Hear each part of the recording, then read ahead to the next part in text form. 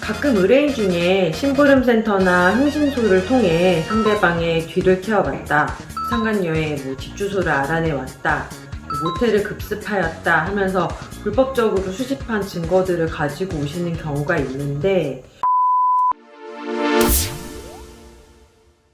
안녕하세요. 법무법인 비전의 정문희 변호사입니다. 날씨가 많이 추워졌는데 건강관리는 잘하고 계시는지요? 오늘은 이혼소송에서 증거 수집하는 방법에 대해서 이야기를 나눠보고자 합니다. 형사사건과 달리 민사사건에서는 당사자가 주장을 하고 또 입증 책임까지 부담을 해야 되는데요.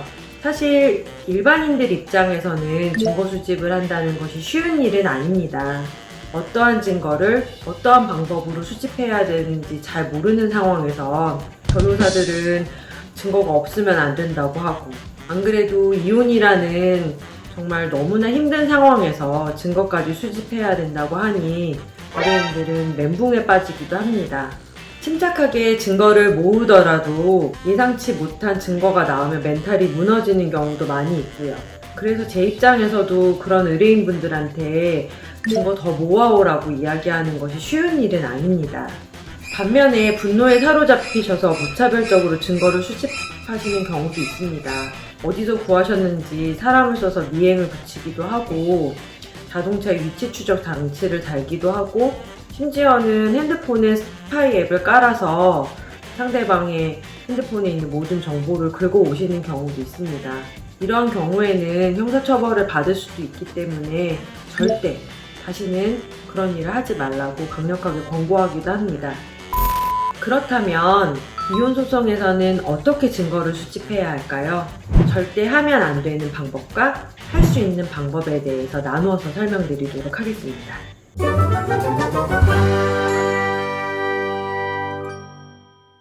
요즘은 스마트폰에 어떤 사람을 만났는지, 어디서 무엇을 했는지 등등 그 휴대폰을 소지한 사람의 정보가 휴대폰에 모두 담겨 있기 때문에 이혼소송을 준비하시면서 증거를 수집하는 경우에 상대방의 휴대폰을 열어보고 싶다라는 강력한 충동에 휩싸이게 됩니다.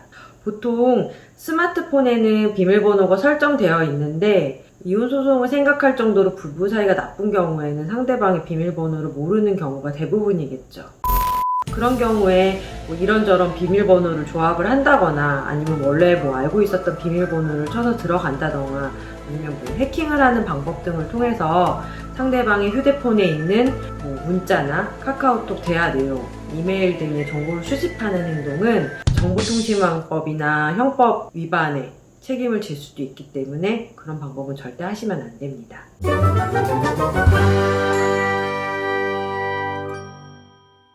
가끔 의뢰인 중에 심부름센터나 흥신소를 통해 상대방의 뒤를 캐어봤다, 상간녀의 집 주소를 알아내왔다, 모텔을 급습하였다 하면서 불법적으로 수집한 증거들을 가지고 오시는 경우가 있는데, 이러한 경우 심부름센터나 흥신소에서 불법적인 방법으로 증거를 수집을 하였고 형사적인 책임을 져야 한다면 공범으로 함께 처벌받을 수가 있습니다. 또한 심부름센터나 흥신소에서 상대방의 뒤를 따라 다니며 위치 정보를 수집하는 경우에는 위치정보법에 따라 처벌받을 수가 있고, 이러한 경우 의뢰한 분도 역시 공범으로 처벌받을 수 있기 때문에 조심하셔야 합니다.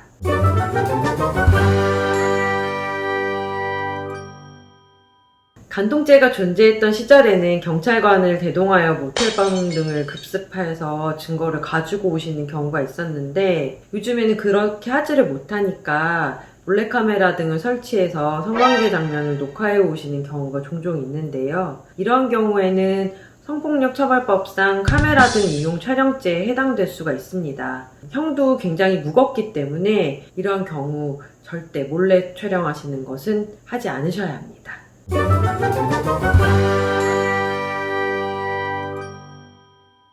얼마 전에 남편의 외도를 의심하다가 남편이 이용하는 차량 안에 소형 녹음기를 설치하셔가지고 남편과 상간녀의 대화 내용을 녹음하여 오신 분이 계셨습니다. 안타깝게도 소송에서 증거로 사용하지는 못했는데요. 왜냐면 이러한 경우에는 공개되지 않는 타인 간의 대화를 녹음한 경우에 해당되기 때문에 통신비밀보호법 위반죄로 처벌받을 수 있기 때문입니다. 오랜 기간 준비를 해서 공들여서 수집해온 증거였지만 관련 법령을 위반하였다면 오히려 상대방이 역공을 받을 수 있는 빌미를 제공할 수 있기 때문에 이러한 방법 역시 하지 않으셔야 합니다.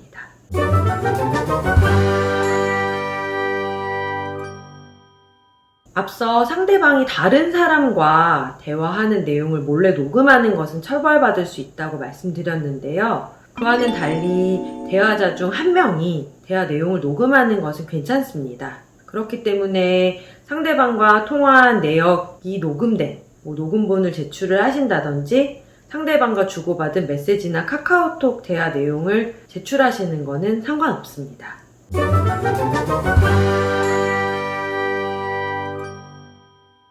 상대방의 부정행위나 귀책 사유를 알고 있는 제3자의 진술이 담긴 진술서를 받아오시는 것도 가능한 방법입니다. 보통 부부 사이를 잘 알고 있는 가족분들이나 지인분들의 진술이 담긴 진술서를 받아오시는 경우가 많은데요. 이러한 경우 법원에서도 이러한 내용의 진술서를 증거로 인정하는 경우가 많이 있습니다. 이러한 경우 될 수 있으면 상대방이 어떤 잘못을 했는지 좀 구체적인 내용이 담긴 진술서를 받아오시는 것이 도움이 될 수 있습니다.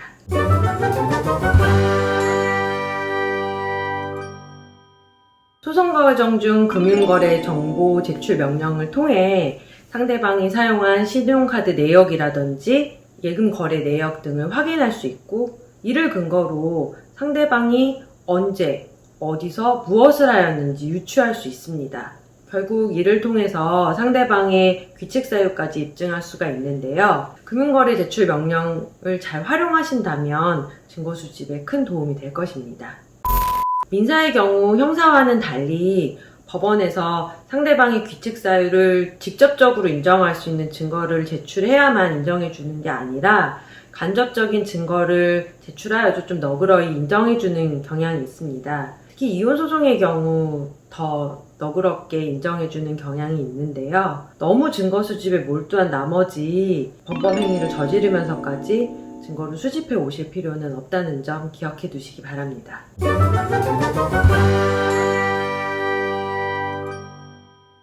이혼을 결정하시기까지 많은 고민이 있으셨음을 그 누구보다 잘 알고 있습니다. 결정에는 신중하셔야겠지만 일단 결정을 하신 이상 원하시는 결과를 얻기 위해서는 냉정하게 마음을 가라앉히셔야 합니다.